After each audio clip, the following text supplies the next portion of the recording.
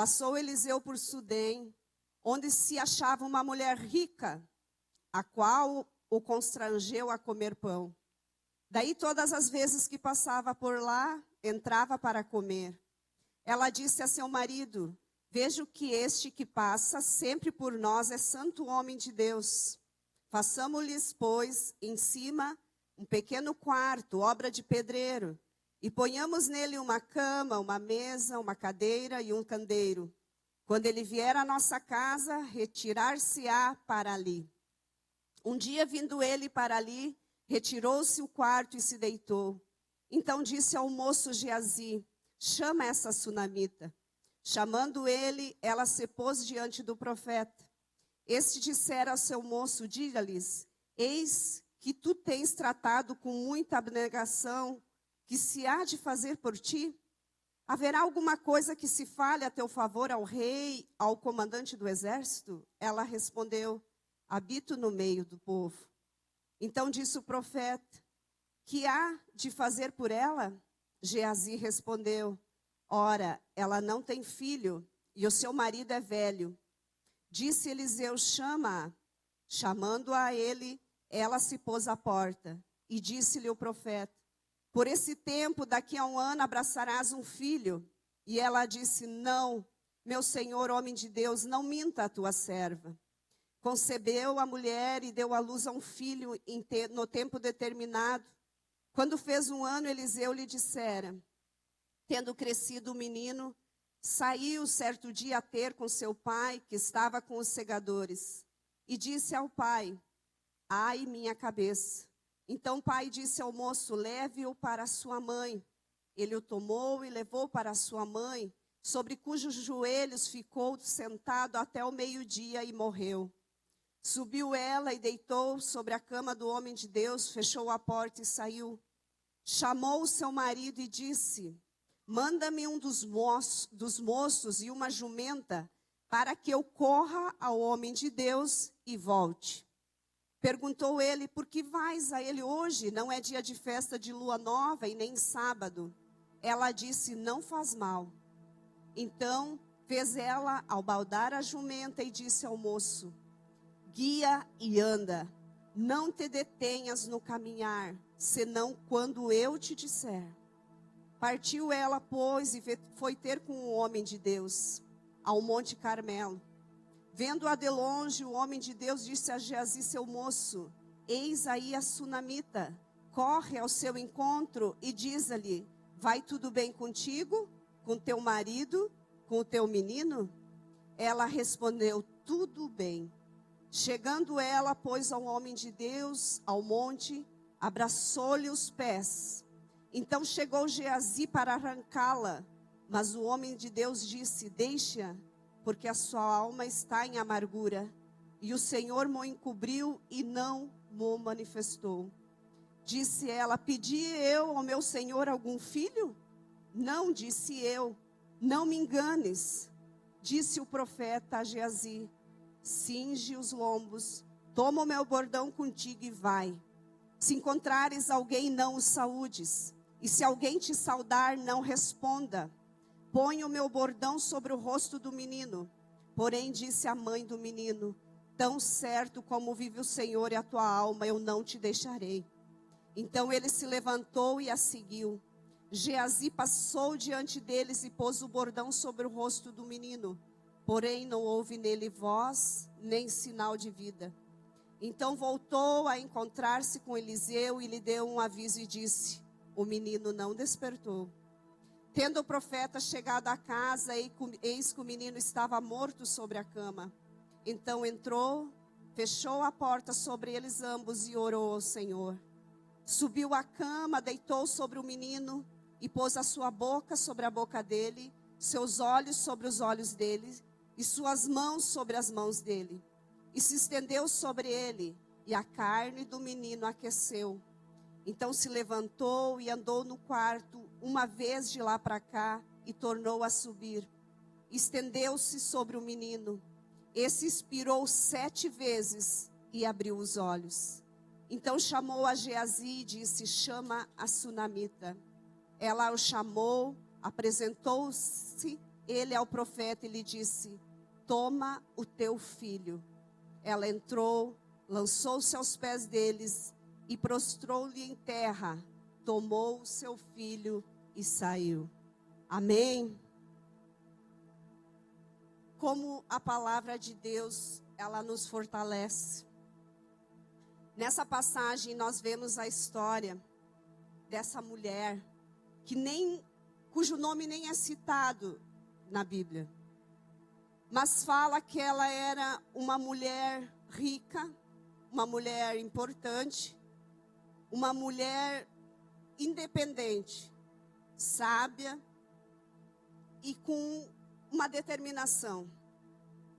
E a Bíblia não fala muito do seu esposo, então o seu esposo não era uma pessoa importante, mas fala dela.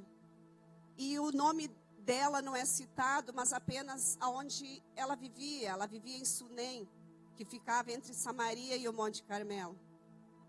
E essa mulher, ela desejava algo na sua vida. Ela vivia no meio de um povo pagão, de um povo idólatra, um povo que não servia a Deus. E quando ela viu um homem de Deus, ela desejou o Deus. Ela desejou ter um contato maior com Deus. E essa mulher desejou a santidade de Deus. Um dos traços que a Bíblia relata do seu caráter e que chama a nossa atenção é que ela teve a percepção em ver que da vida do profeta fluía algo diferente, que fluía algo de Deus. Ela teve a percepção de ver que ele não era como os outros, como os profetas pagãos, mas ele era um profeta de Deus.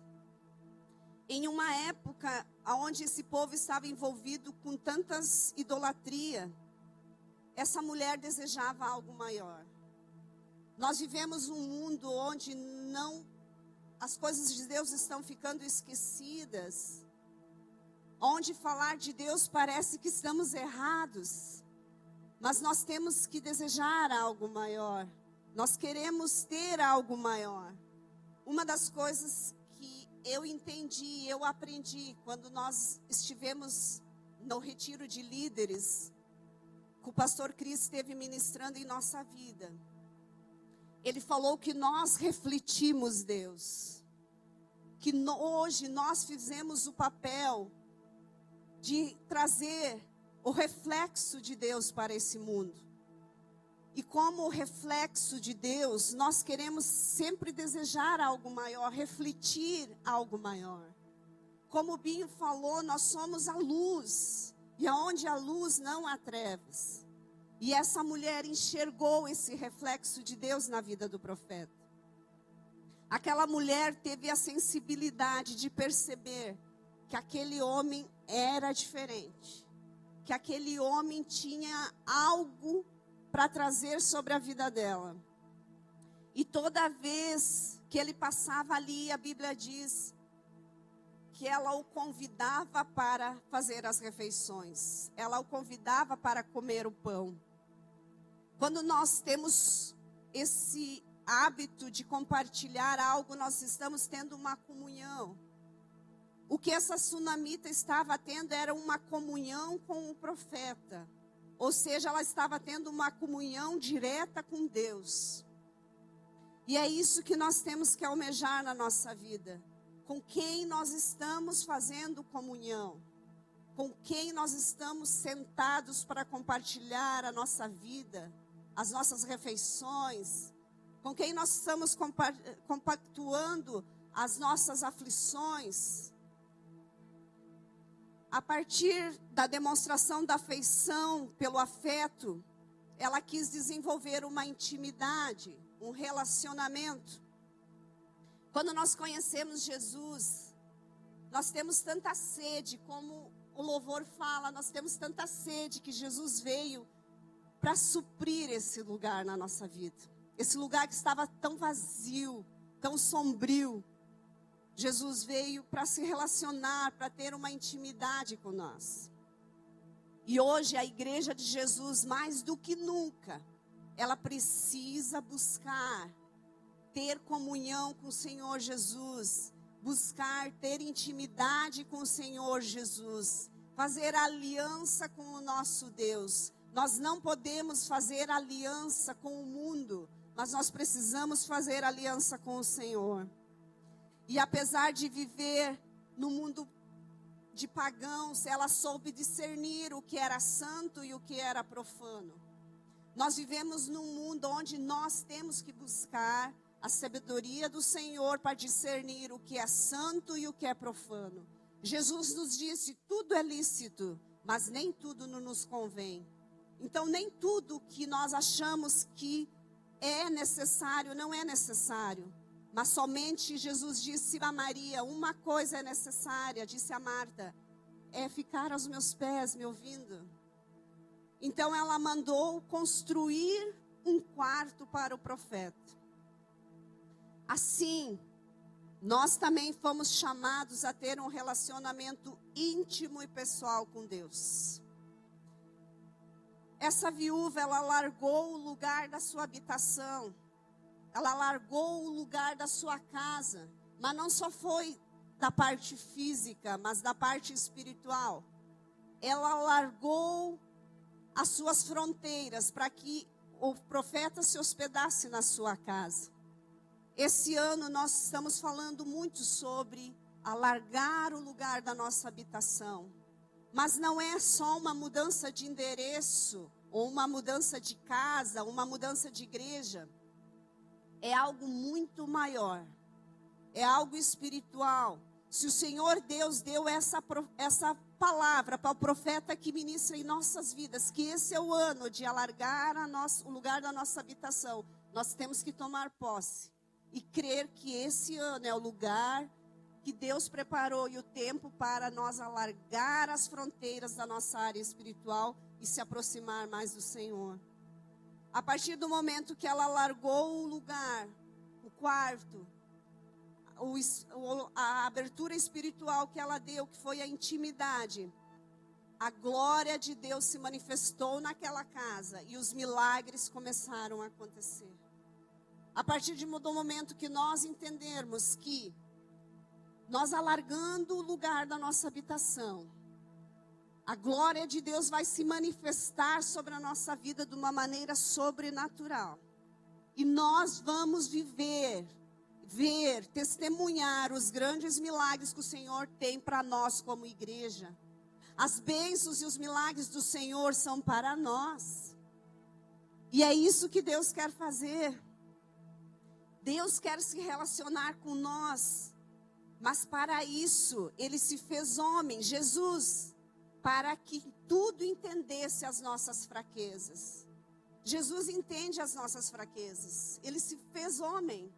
Ele se colocou em nosso lugar. E hoje, quando muitas vezes nós nos sentimos debilitados, com algumas fraquezas, o Senhor Jesus entende as nossas fraquezas.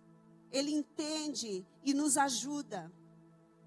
Essa mulher, ao construir um quarto para o profeta, ela desenvolveu comunhão para conhecer e comungar com o próprio Deus, as suas ideias e a sua vida. Nós temos que desenvolver essa comunhão para entregar para o Senhor os nossos planos, os nossos sonhos, a nossa vida, a nossa família. Ela criou condições, alargando o lugar da habitação, para que o profeta se sentisse à vontade e fizesse parte da sua família. Hoje, quando nós alargamos o nosso lugar de habitação espiritual e abrimos mais espaço para Deus, Deus entra e toma conta da nossa casa e da nossa família. Assim temos que ser com Jesus, ter uma comunhão de comer junto, de abrir o nosso coração e de ter uma intimidade com Ele. O que Jesus espera de nós é aproximação. E é isso que nós precisamos cada dia desenvolver. Nós vivemos em dias de muitas amizades virtuais. A gente vê muitas pessoas buscando seguidores. Milhares de seguidores. Aonde muitas vezes nessa amizade virtual se conta segredos, se mostra intimidades para milhares de pessoas. Mas nós temos que entender que muitas vezes compartilhamos coisas com pessoas que nem conhecem a Deus. Sendo que nós temos que ser íntimo do Senhor e ter essa amizade com o Senhor e compartilhar a nossa vida com o Senhor através do Espírito Santo.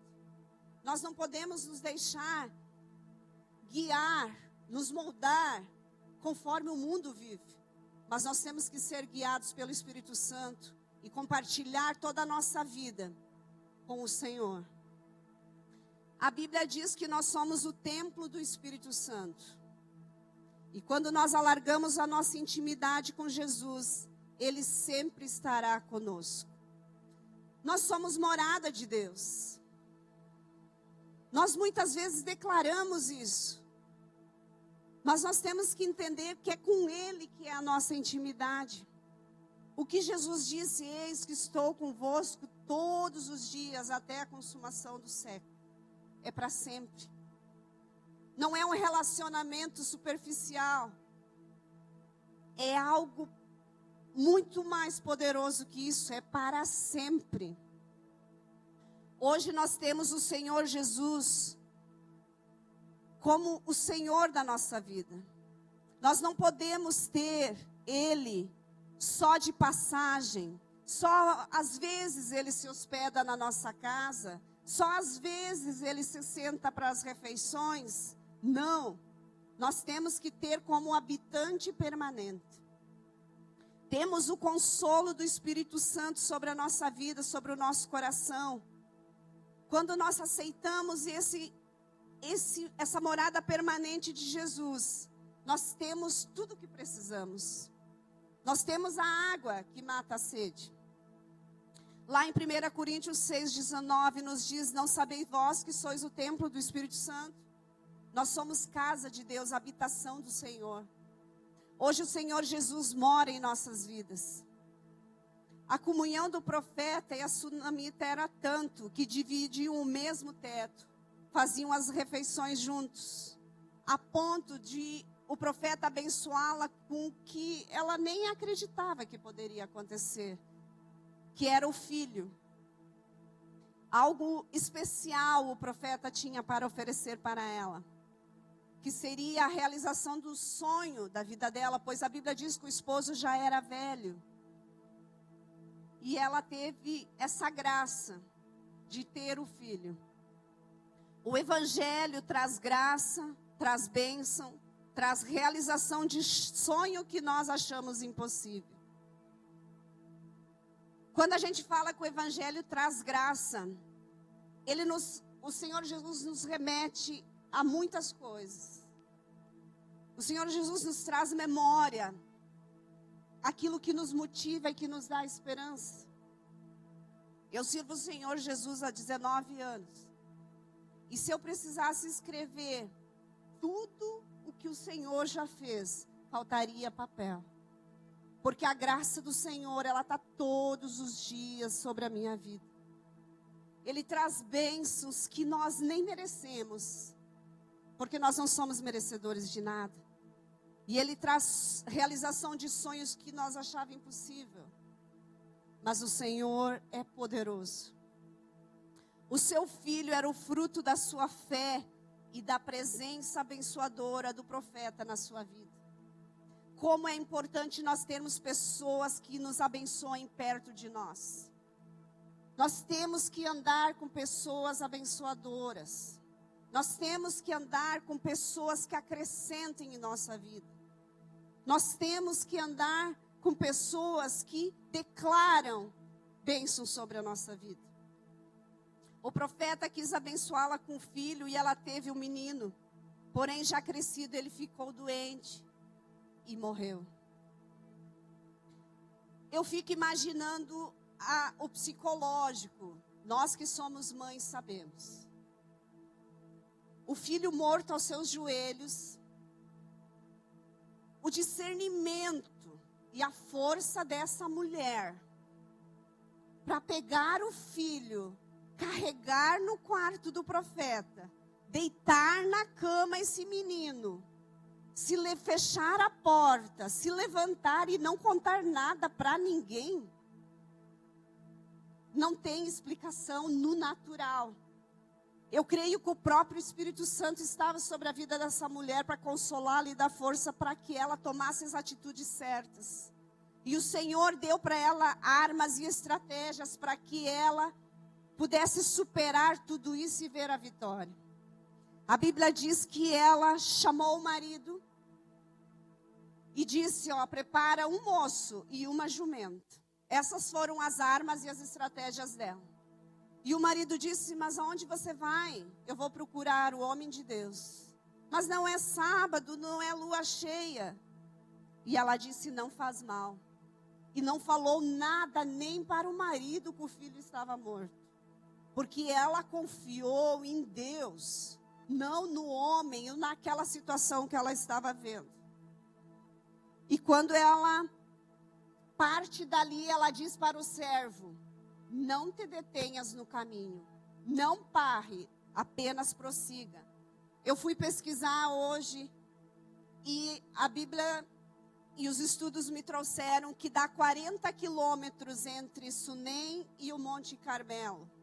Com uma jumenta, quanto tempo ela levou para chegar até lá? Não tinha asfalto, não tinha estrada. Quanta coisa passou na cabeça dela nesse caminho. Mas ela não se deteve no caminho.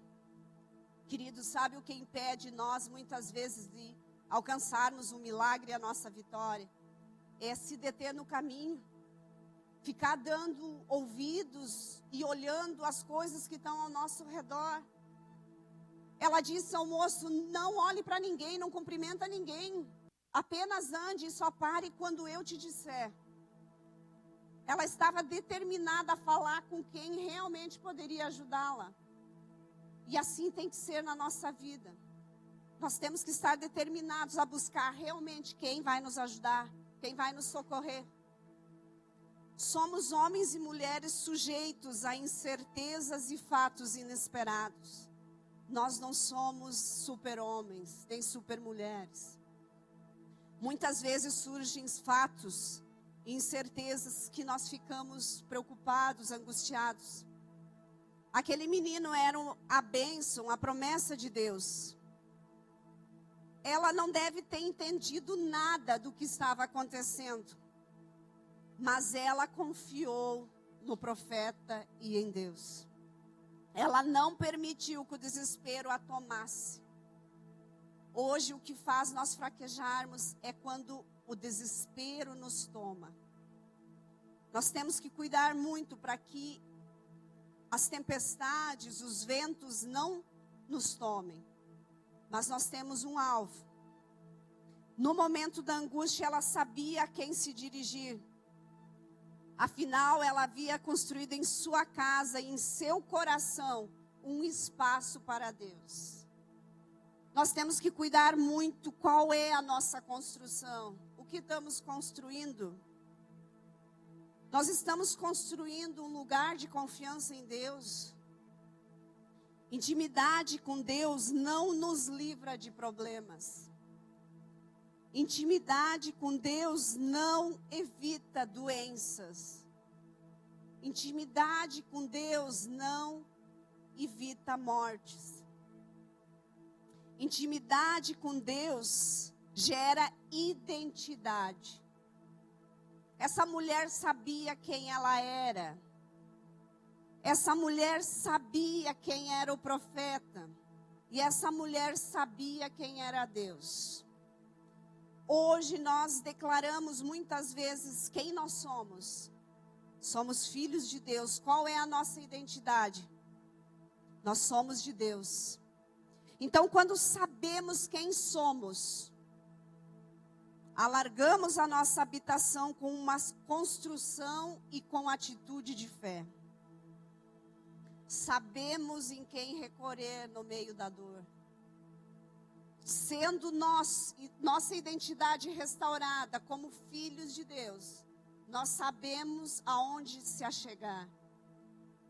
Acredito que nos pensamentos dela, havia uma mistura de coisas. Era revolta, era esperança. Pois quando a Bíblia diz que ela foi questionada por Geazi, a tua casa vai bem? O teu marido vai bem? O teu filho vai bem? E ela disse, vai tudo bem. Porque ela tinha certeza que Deus estava no controle de todas as coisas. Nós temos que ter essa certeza que Deus está no controle da nossa vida, todas as horas, todas as vezes. E muitos de nós, em meio às provações, o primeiro sentimento que vem é rejeição, Deus me abandonou. A segunda é a desmotivação, eu não vou mais prosseguir, morreu. Ela podia ter pensado, Deus me deu um filho, agora tomou. Eu não tenho mais motivação nenhuma. Por que eu vou procurar o profeta? E muitos também se perdem no caminho. Mas o segredo é não se deter no caminho. Pois nós temos um alvo e o nosso alvo é Cristo. Ela tinha um alvo, o alvo era o profeta. Hoje o nosso alvo é o Senhor Jesus e nada pode distrair. Nada pode nos distrair nessa viagem que nós vivemos aqui. Nada pode tirar os nossos pés desse caminho que nós estamos trilhando aqui na terra. Na hora da angústia, as narrativas do mundo trabalham para nos distrair e tirar o foco da palavra de Deus. Existem muitas narrativas para nos distrair, para tirar o foco, para nos desmotivar. Mas quem confia na palavra de Deus não se abala, não é alienado. Não é alienado desse mundo tão perverso, tão contra Deus, tão contra a palavra de Deus. Mas nós temos que viver nesse mundo como estrangeiros e peregrinos. Nós vivemos aqui com atitudes de quem vai morar um dia no céu. Nós vivemos aqui nessa terra. Mas nós temos que viver com a atitude de quem não é dessa terra, mas que nós um dia vamos morar no céu. Em Gênesis 17, 1, parte B, o Senhor diz a Abraão, anda na minha presença e ser perfeito. Andar na presença de Deus é não se desviar de Jesus. Não se deter no caminho.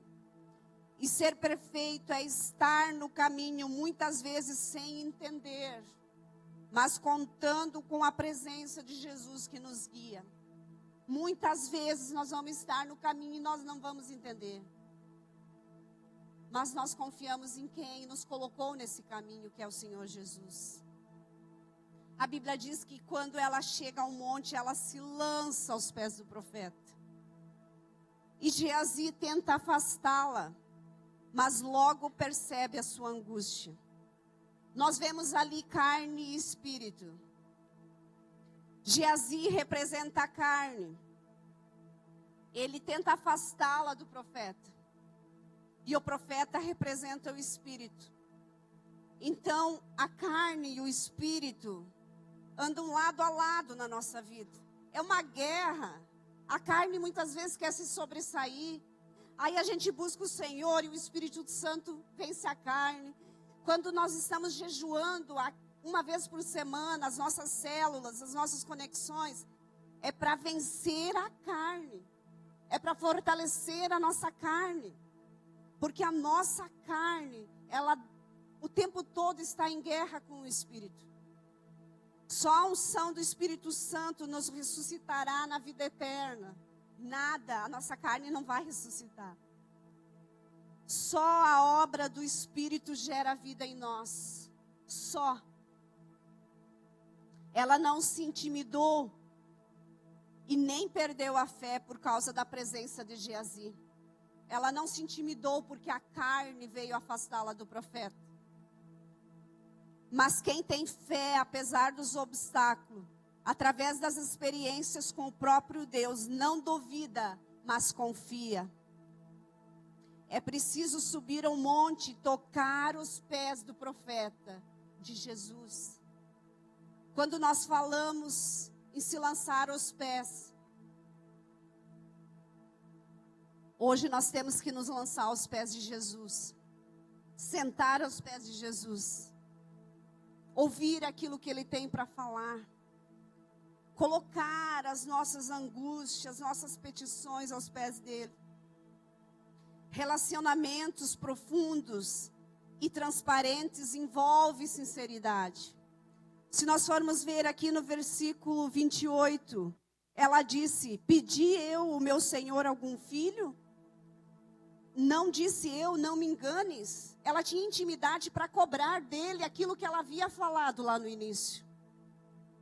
Então, quando nós temos relacionamentos profundos, transparentes com Deus, nós podemos chegar com sinceridade ao Senhor e colocar a nossa vida nas mãos dEle e falar: Senhor, eu tenho te obedecido, eu tenho te servido, eu não te pedi nada, mas aquilo que tu me deu, eu não entregarei ao inimigo. Nós vamos ter esse coração sincero para se achegar a Jesus. O caminho da nossa bênção passa pelo enfrentamento dos nossos sentimentos. Hoje nossa alma é o que mais tenta nos derrubar, que é sentimentos, muitas vezes medo, opressão, angústias, né? Falamos tanto em ansiedade. Esses sentimentos, eles querem oprimir a nossa alma. E nós temos que enfrentar esses sentimentos. Orações superficiais não são ouvidas. Piloto automático não é ouvido pelo Senhor. Mas Joel 2,13 diz: rasgai o vosso coração na presença do Senhor. Quando nós rasgamos o nosso coração na presença do Senhor, como essa mulher fez, ela se jogou aos pés do profeta. O Senhor Jesus nos ouve, nos consola, nos levanta. Orar é abrir o nosso coração, é falar, é despejar a nossa alma ao Senhor. O profeta mandou o seu servo ir à frente e pôr o seu bordão sobre o rosto do menino. A distância era longa, mas Geazi foi à frente. O bordão representa a presença, é o poder divino, é a autoridade. O cajado de Eliseu representava que a autoridade dele estava indo à frente. E Geazi colocou esse bordão, colocou a autoridade de Deus sobre o menino até que o profeta chegasse.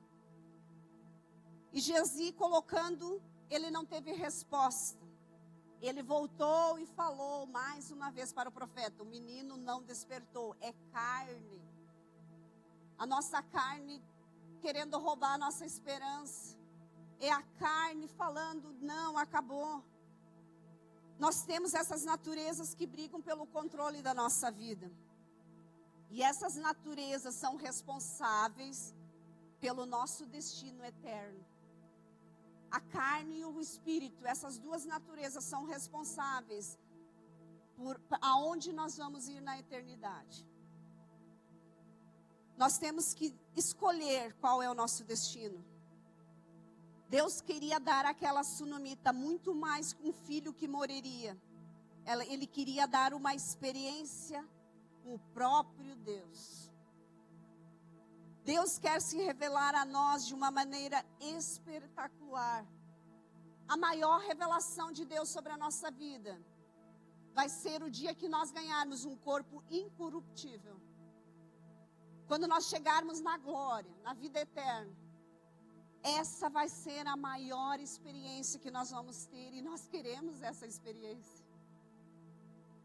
O nosso melhor da terra não se compara com o que Ele preparou na eternidade. Guarda essa frase.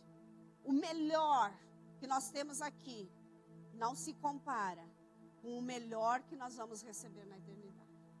Em nome de Jesus. Jesus, muito mais do que colocar a boca sobre a nossa boca, os olhos sobre os nossos olhos e as mãos sobre as nossas mãos, Ele está dentro de nós. Hoje nós não precisamos que profetas coloquem algo, a vida dentro de nós. Nós temos a própria vida do Senhor Jesus dentro de nós, que é o Espírito Santo. Paulo declara lá em Gálatas 2:20, não sou eu mais que vivo, mas Cristo vive em mim. Hoje não somos mais nós que vivemos, mas Jesus vive em nós.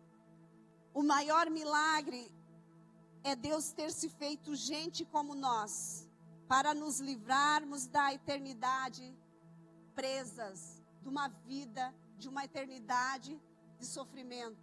Esse foi o maior milagre que Deus fez por nós. Muitas vezes buscamos milagres de cura, milagre de restauração, é muito bom.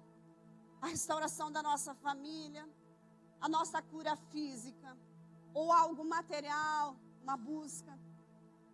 Mas o maior milagre é que o dia que nós sairmos daqui, nós temos no céu um lugar preparado para nós. Esse foi o maior milagre que Deus deixou para nós. E muitas vezes nós nem tomamos posse disso. Hoje nós somos atraídos pela beleza e a santidade de Deus. Muitas vezes nós cantamos que Deus é lindo. E como Deus é lindo. Maravilhoso. E nós somos atraídos por essa beleza, por essa santidade. E há um decreto de vida para quem crê em Jesus. Nós cremos em Jesus, nós temos que tomar posse desse decreto de vida sobre nós. Em meio àquela natureza frágil do menino, Deus queria espaço para vivificar o corpo. Muitas vezes o nosso corpo ele é mortal. Nós vamos morrer aqui. Ninguém é eterno aqui. Mas nós temos que ser motivados à eternidade. Trazer para nós o entendimento que nós dependemos de Deus para a eternidade. Nossas próprias forças não trazem salvação. Mas o Senhor Jesus já morreu para a nossa salvação. Deus quer nos dar motivos reais para vivermos. Nós vivemos em uma geração que não sabe nem por que vive. Mas nós temos que saber por que nós vivemos. Deus quer dar motivos para nós vivermos. Nós temos que andar lado a lado com os profetas. Nós temos que andar lado a lado com a palavra de Deus. Aí sim nós vamos viver experiências e milagres. E o maior milagre é Deus abrir os nossos olhos. A Bíblia diz que o profeta aqueceu o corpo do menino.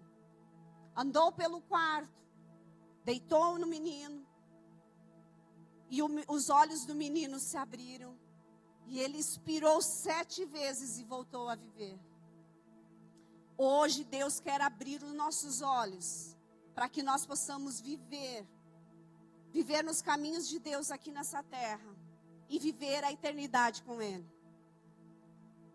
Deus quer, através da sua palavra, revelar a salvação. Guarde bem essa frase. Eu li essa frase e eu guardei no meu coração. Viver com os pés da terra, mas com os olhos voltados para o céu. Nós vivemos aqui, com os pés aqui, mas os nossos olhos, todos os dias, têm que estar voltados para os céus. Aquele menino era a extensão da sua mãe. Era o que ela mais amava. Era o que ela achava que era o melhor para a vida dela. Mas o que Deus quer nos dar é superior ao que nós pensamos ser o melhor dessa terra. A palavra de Deus nos diz em 2 Coríntios 2:9. Nem olhos viram, nem ouvidos ouviram, nem jamais penetrou no coração do homem o que Deus tem preparado para aqueles que o amam. Nós achamos que vivemos o melhor aqui nessa terra. Mas a palavra nos garante que nem olhos viram, nem ouvidos ouviram, e nem passou pela nossa mente aquilo que Deus tem preparado para nós. Então imagine que coisas maravilhosas que o Senhor tem preparado, que nós nem conseguimos imaginar, tamanha beleza e a grandeza que o Senhor tem preparado para nós. Eu quero concluir com vocês. Assim também nós, em algum momento da vida, o melhor de nós é nos tirado. E estamos sujeitos a noites escuras da nossa alma, aonde enfrentamos fragilidades e as lutas provam a nossa fé. Sendo que essas lutas no nosso interior podem nos aproximar ou nos afastar de Deus. Depende de nós. Tudo depende do nosso caráter e da nossa construção. Essa mulher tinha caráter. Ela tinha construído não somente na sua casa, mas um lugar na sua vida para Deus. Então as nossas lutas, elas podem nos aproximar, mas elas podem nos afastar de Deus, depende somente de nós. Certamente, dentro de nós temos uma raiz de incredulidade. Todos nós temos uma raiz de incredulidade. Mas nós não podemos fraquejar em nossa fé. Aprendemos que quem abre um espaço, ou seja, quem aumenta a sua habitação com os relacionamentos profundos com Deus, nós podemos entender que Ele é poderoso para fazer muito mais, abundantemente, além daquilo que pedimos ou pensamos, segundo o seu poder que opera em nós. Quando nós aumentamos o espaço para Deus, quando nós damos mais espaço para Deus, nós começamos a ter um relacionamento mais profundo com Ele. E nós podemos entender que Ele é poderoso para fazer infinitamente mais daquilo que nós pensamos ou pedimos. Onde Jesus encontra liberdade para fazer morada, ocorre a mudança e a vida é gerada. Onde o Senhor Jesus encontra esse espaço, Ele começa a trazer mudança e vida sobre nós. E a mudança, ela é gradativa. E nós podemos reviver sonhos. Nós podemos realizar sonhos. E o maior sonho é a vida eterna. Que a beleza da santidade do Senhor nos atraia, para que nós queiramos viver para sempre com Ele. Quando nós somos chamados para o Senhor, somos atraídos, foi Ele que nos escolheu. A palavra diz, não foram vocês que me escolheram, mas eu escolhi vocês. Se nós estamos aqui hoje é porque Ele nos escolheu. Nós não temos capacidade para escolher Jesus. Deus teve misericórdia de nós e nos escolheu. Então nós vamos ter alguns momentos na nossa vida que talvez sejam momentos difíceis, assim como essa viúva viveu. Mas ela teve muito discernimento e sabia onde estava alicerçada a sua casa. E é isso que nós temos que colocar em nossa mente, em nosso coração. Aonde está alicerçada a minha casa? Aonde eu preciso abrir espaço para o Senhor? Aonde eu preciso construir mais um lugar para Deus? Aonde eu preciso ter mais experiências sobrenaturais com Deus? E nós veremos as coisas maravilhosas que o Senhor fará. Eu quero que você se coloque de pé. Vamos louvar o Senhor. Vamos agradecer o Senhor. Porque esse ano Ele está dando uma oportunidade para nós. Para cada um de nós. De nós termos uma nova construção. Amém. Um lugar específico para o Senhor habitar. E quando nós precisar de socorro, Ele vai estar ali habitando conosco. E Ele vai estar alegrando a nossa alma e o nosso espírito. Nos dando força e a certeza que Ele está conosco.